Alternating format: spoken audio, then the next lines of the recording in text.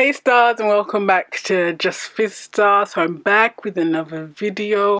If you follow me on Twitter and Facebook, you'll know that I tried to record these videos earlier in the week, but I had a bit of a crisis. As you can tell from the title, I'm going to talk about my prognosis. For any of you that don't know what prognosis means, just basically means like the outlook with your condition, like what you can expect for the future. Because I did have one girl messaged me on Instagram because her boyfriend had I don't know if he had received his diagnosis yet or they expected he had the same condition as me, but she was really concerned because, like me, she went on Google and found out, you know, he's gonna die. Because when, like I said in my spoonie problem video, if you Google that your fingers hurt, you know, you're gonna die. Just don't Google any illness because it always tells you the worst case scenario.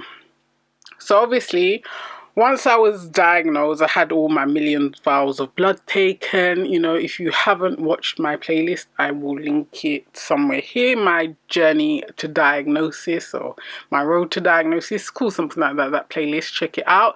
So you can see how I got to this point. Also, on the side note, I posted a blog this week and it's got a lot of love, so if you haven't checked that out, I'll also link it up here, and the link to my blog's always down below, so also check that out.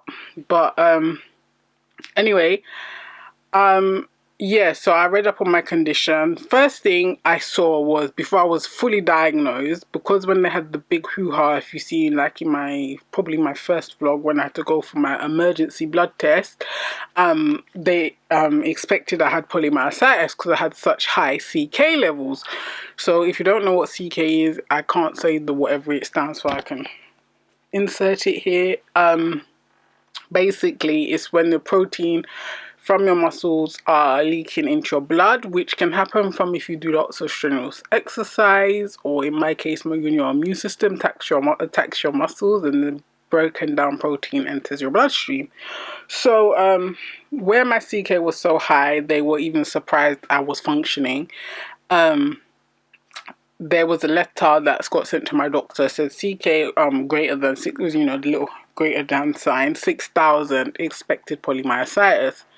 So these I said that's so Essex, polymyositis, polymyositis. So I was like, well, what on earth is this polymyositis thing? So if you look at, see my polymy, that's where I was at that point, so annoyed and frustrated, like, because I had read up polymyositis, it can be fatal. Thinking, what on earth kind of disease do I have? So after gathering all this information, mixed connective tissue disease, I saw that like after you've been diagnosed, your expected lifespan is like 15 years after diagnosis and all these sorts of things. And I'm thinking, cool, I'm just gonna make it to late 30s and then I'm gonna kick the bucket. Nice.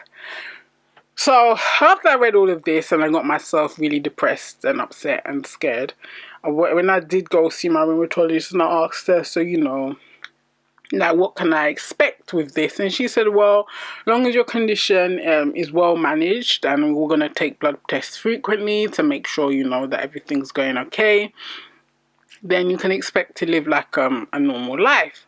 And then what I did read as well, like all this stuff with the people dying and like even with the pregnancy stuff, these are when conditions are not well managed. If you know, your blood levels are not okay, you got high levels of inflammation, you know, the complications have arisen. So you know, your when you swallow, the muscles in like your esophagus, when they stop working because obviously your immune system attacked them, that's when you'll get like the breathing problems and you know, you can't eat and stuff like that, choking and that.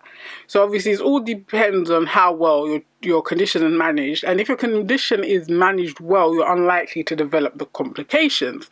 So I felt relieved after that. So, and then obviously if you watch my December update, I spoke about the kids side of things.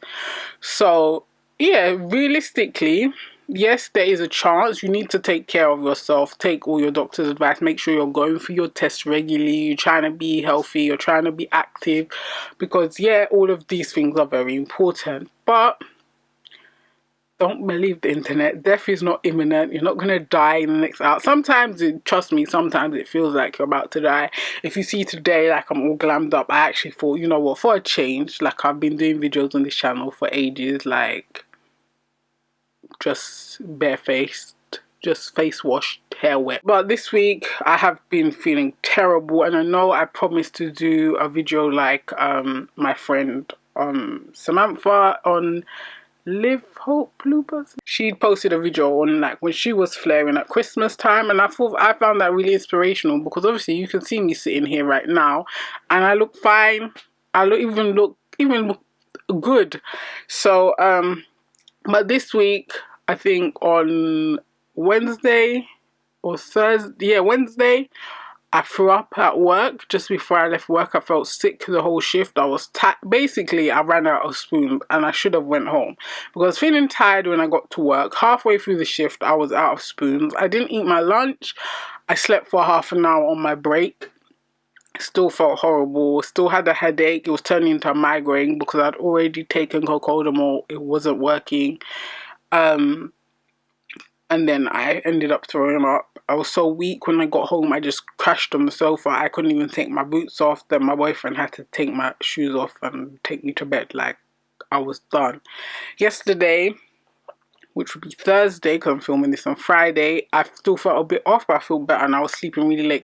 I had to try and get myself fully functioning for work, so I didn't have an opportunity to do that. But if you do follow me on Instagram, I'm starting to do Instagram stories more now, or Snapchat, then I do try and post updates there.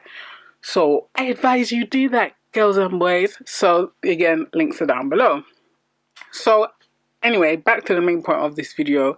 Yes, well, prognosis could be bleak, but in most cases you'll be okay.